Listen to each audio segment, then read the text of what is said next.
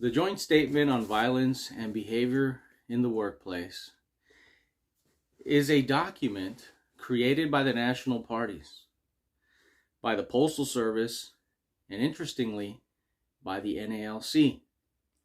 All four major postal unions also signed off on it, as well as the Postmasters Union and the Supervisors Union. It was created after a very sad time in our history, when a cluster of shootings left employees killed, injured, and traumatized. Workplace violence is the threat of violence and violence against workers. It can occur at or outside the workplace and can range from threats and verbal abuse to physical assaults and homicide, which is actually one of the leading causes of job-related deaths. Now, this document presented a new policy, a pledge, a commitment from the Postal Service, management, labor organizations, and even management unions of a zero tolerance policy for violence, the threat of violence, and it reaffirmed the basic right of all employees to a safe and humane working environment.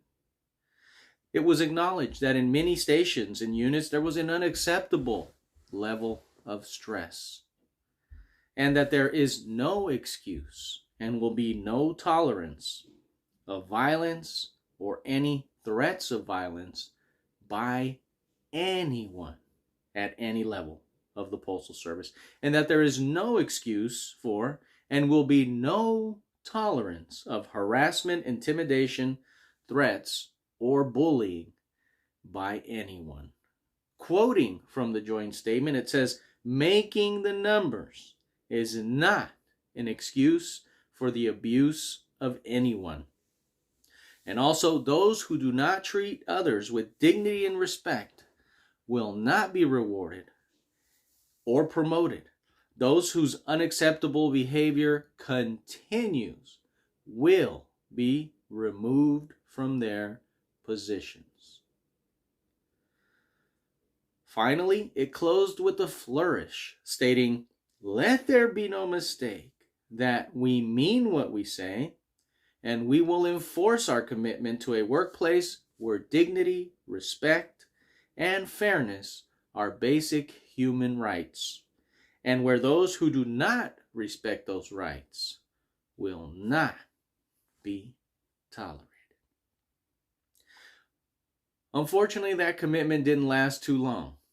And less than 4 years later, the union found itself grieving the fact that management did not consider this statement to be contractually enforceable, meaning that we could actually file grievances to enforce it. Management at the time was and still is citing the Joint Statement on Violence and Behavior in the Workplace when letter carriers engage in violence or threatening behavior. So arbitrator Snow, in his national decision, saw right through that ruse in 1996, in which he decisioned the Joint Statement on Violence and Behavior in the Workplace constitutes a contractually enforceable agreement between the parties. Accordingly, the union shall have access to the negotiated grievance procedure set forth in the parties' collective bargaining agreement to resolve disputes arising under the joint statement.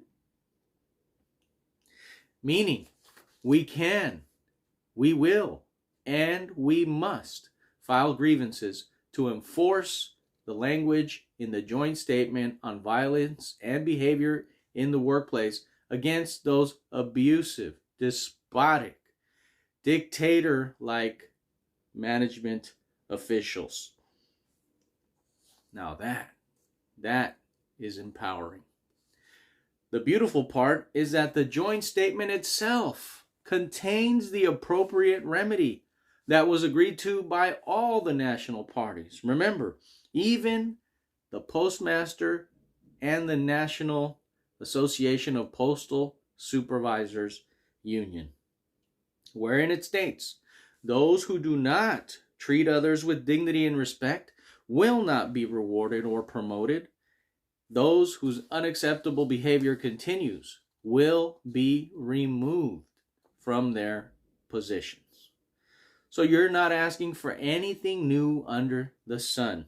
You're asking for exactly what the national parties and the representatives of management have agreed to. They are signatories to the joint statement on violence and behavior in the workplace. So we're going to use this. We're going to use this to get rid of those managers and supervisors that are toxic and that are destroying the employee morale and therefore destroying our careers and the United States Postal Service. What are the main points you're going to argue when filing a grievance involving a violation of the joint statement? Well, let's start with the issue statement. What should it contain? You're going to include Article 14.1, Article 2, Article 15, Article 19 via the M39 Section 115, 3 and 4, ELM Section 662 and 665, the Code of Conduct, and of course, the joint statement on violence and behavior in the workplace, and any other previous grievance decisions at any step that talk about how management will comply or cease and desist with the joint statement on violence in your office. Now, it has been observed that some arbitrators prefer to fashion remedies sourced from the ELM 660 Code of Conduct. You see, because the joint statement really did modify the collective bargaining agreement. If a joint statement violation is found, that supervisor or manager would be removed from their position without any due process, without a just cause conducted on them by their superiors, without their union being fully able to defend them. Now, this is a good thing for us letter carriers. This is a terrifying thing for managers, supervisors, basically the abusers. Not all supervisors or managers, but you know who you are, and you know who they are. But all we want is to be treated with dignity, fairness, and respect, and we will stop at nothing to ensure that management complies. You're also going to quote ELM Section 666.3, Behavior and Personal Habits, which states, employees are expected to conduct themselves during and outside of work hours in a manner which reflects favorably upon the Postal Service. Although it is not the policy of the Postal Service to interfere with the private lives of employees, it does require that postal personnel be honest, reliable, trustworthy, courteous, and of good character and reputation. Employees are expected to maintain satisfactory personal habits so as not to be obnoxious or offensive to other persons or to create unpleasant working conditions. So you're going to cite that as well. You're also going to quote JCAM 15.1, which states, Arbitrator Snow found that the joint statement constitutes a contractually enforceable agreement between the parties and that the union has access to the grievance procedure to resolve disputes arising under it. Additionally, in his discussion of the case, Snow writes that arbitrators have the flexibility in formulating remedies to consider removing a supervisor from his or her administrative duties if a violation is found. So we notice they fought back. It got a little watered down. It went from removed from their positions to removed from their administrative duties. But what we want is to get them out of our workplace, don't we? So you're going to give an objective narrative of what happened. Nothing but the facts. You're going to include that. But then after that, you're going to give a vivid description of how management's actions, words, and conduct made the letter carriers feel. Use descriptive words and phrases, such as they felt belittled, as if they were a child, bullied, intimidated, fearful, apprehensive, assaulted, verbally accosted. They felt like crying. If there are witnesses to management's conduct, of course, you are going to interview them or ask them to write you a statement, or you're going to take dictation of their verbal statement. You can even do this over the telephone or a text message. And then you are going to have them sign and date those statements and or interviews. You're also going to mention every refusal by management to provide either information or interviews with the offending supervisors or managers. See, if they fail to make them available for interview, most of the time they will not be allowed to testify at arbitration. So they will not be given a second opportunity to defend themselves. Next, mention the history in the file. And here's a nugget for you. A prior decision that I love and that I have found to be very effective is a simple one. It can even be attained at the informal A. All it needs to say is Supervisor so-and-so will cease and desist from violating the joint statement on violence and behavior in the workplace. So, of course, physical violence, they need to be removed. Anything else, perhaps it's their first offense, if you can get that language on any and every supervisor or manager in your office, guess what? You're holding the wild card. In the future, you can use this indiscriminately for violations by that same supervisor or manager. Yes, it's like a nail in the coffin. And it will clear up and tilt the scales when it is a he said, she said situation, which these managers and supervisors love to isolate and engage in when it's one-on-one and there are no other witnesses to their abuse. But now you've got this wild card. You can show that they have been instructed in the past to cease and desist from violating the joint statement on violence and behavior. That's very powerful, brothers and sisters. If nothing else, please remember that from this video. Now, if you can't get that, perhaps it's a weaker case. Perhaps it was just they got a little aggressive or disrespectful. At least try to get the language in a grievance decision that Supervisor so-and-so will comply with ELM 660 Code of Conduct and M39 Section 115, 3 and 4. See, ELM 660 Code of Conduct can still take them out.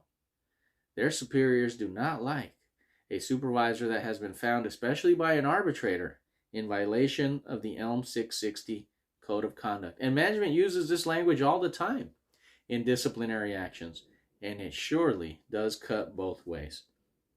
Next, talk about how the postmaster or manager in that office is unable or unwilling to hold his subordinates accountable for violations of the joint statement on violence. It should be pretty easy if you've been keeping tabs, filing grievances, especially when you've gotten resolves where they have to take more training.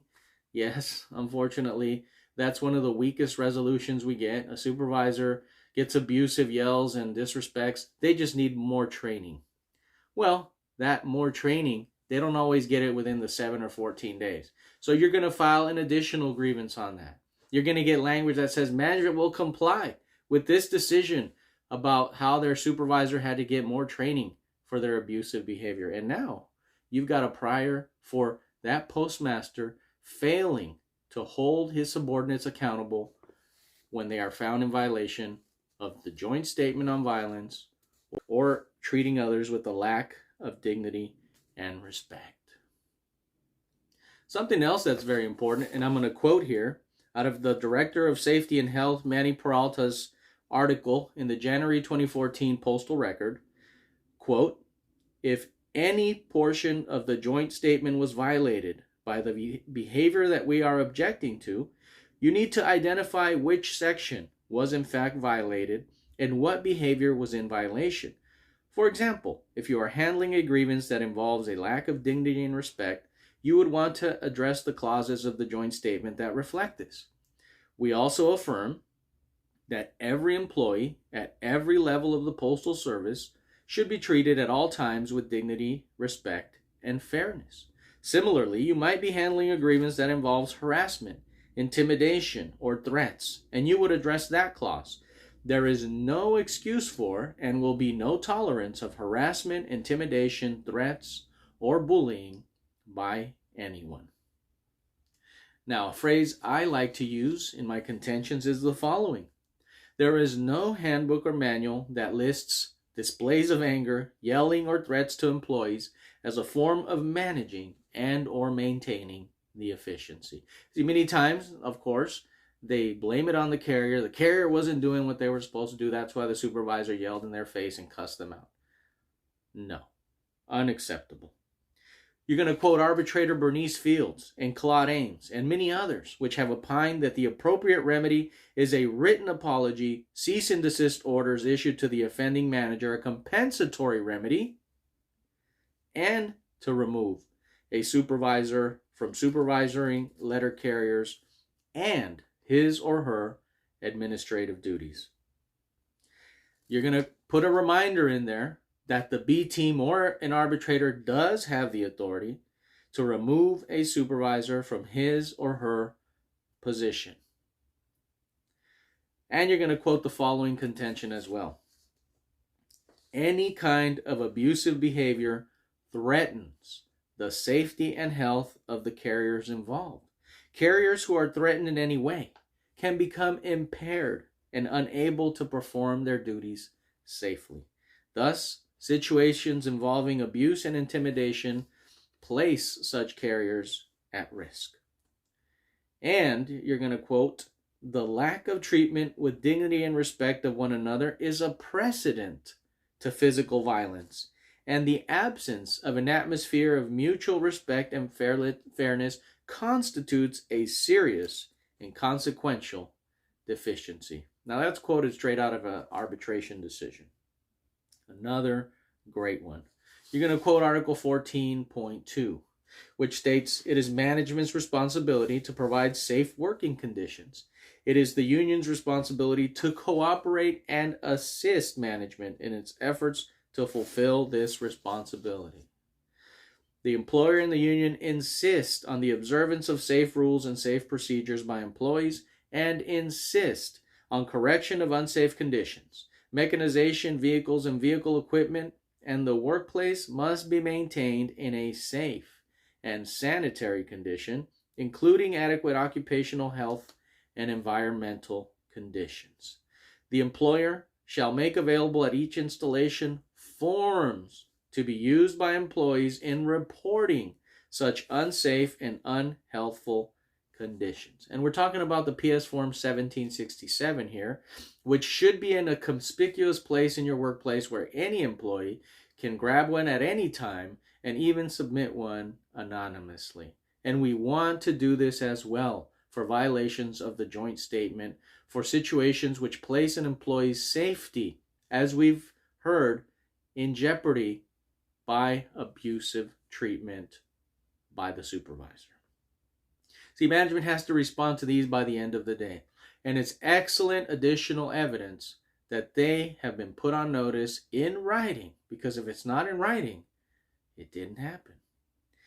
Article 14.2 continues. If an employee believes he or she is being required to work under unsafe conditions, such an employee may notify such employee's supervisor, who will immediately investigate the condition and take corrective action if necessary. And B, notify such employee's steward, if available, who may discuss the alleged unsafe condition with such employee's supervisor. You can also quote M39 section 1154, which states it is the frontline manager who controls management's attempt to maintain an atmosphere between employer and employee which assures mutual respect for each other's rights and responsibilities. You're going to quote that the union contends that language that has been found to be in violation of the Joint Statement on Violence and Behavior in the Workplace includes not only obscenities, but also epithets or characterizing words that are abusive or threatening. Also threats such as, "You'll suffer the consequences later," "I'm going to just cause you for this," "I'm going to have to terminate," "I'm going to have to take action." All of these are unnecessary threats that management likes to use to bully and intimidate, and we must file grievances on this kind of abuse. You're going to quote the Joint Statement on Violence and Behavior in the Workplace, of course, which provides the following irrefutable right for employees, wherein it states, "It is a time for reaffirming the basic right of all employees to a safe and humane working environment. There is no excuse for and will be no tolerance of harassment, intimidation, threats, or bullying by anyone. Our intention is to make the workroom floor a safer, more productive workplace." Just recently, the Pacific area where I worked has issued a reiteration of the Joint Statement on Violence and Behavior in the Workplace. Now, it's a template that all the areas have received, so your area probably has issued one lately as well. Get a copy of this. Put this in the file. It comes from the area vice president. Ask your branch president or your NBA. They can get you a copy of this. Quote from it. Also, put it in the file. I like to conclude my contentions with the following.